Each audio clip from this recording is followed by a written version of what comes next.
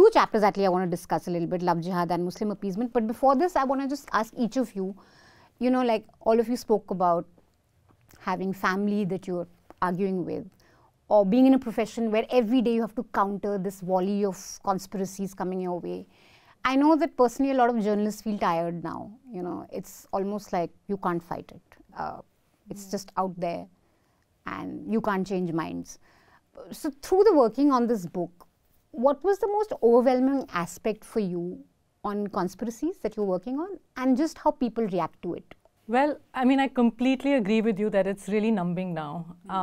I still remember 2015 when the Akhlaq killing happened in Dadri. You know, nobody really, I think, needs a recap, but just to say that Muhammad Akhlaq, a middle-aged man, was pulled out of his house in the dead of the night by his own neighbors, who killed him because they thought his family had slaughtered a cow and stored beef in the fridge.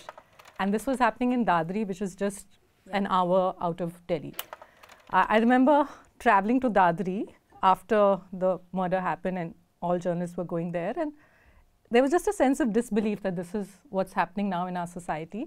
And I came back to the newsroom, and in our news meeting we said, this will be a priority for us. I work at Scroll, a small independent newsroom, and we said, we will cover hate crimes. We will, you know, follow each of these cases. We didn't know at that point that these cases will become so many that it'll be impossible for us to do this. Yeah.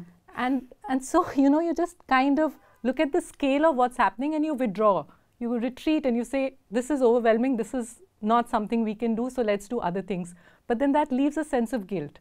And I was also coming into this book project partly because of that guilt, that as a journalist, I've simply not done enough to push back against these falsehoods. And so I thought this book project would allow me to do my little bit. While working on the book, and I think that's actually in some ways also kind of reassuring that journalism gives us a constructive agenda. Like, instead of just feeling despair, you can use your skills productively. And in the course of writing this book, I thought those were like great months for me personally, because I wasn't sort of just every day waking up and looking at the news and saying, oh God, what's happening? I was instead saying, where can I find this data? You know, who should I speak to? And it kind of allowed me to focus my energies. How about you? I think aspects. Yeah.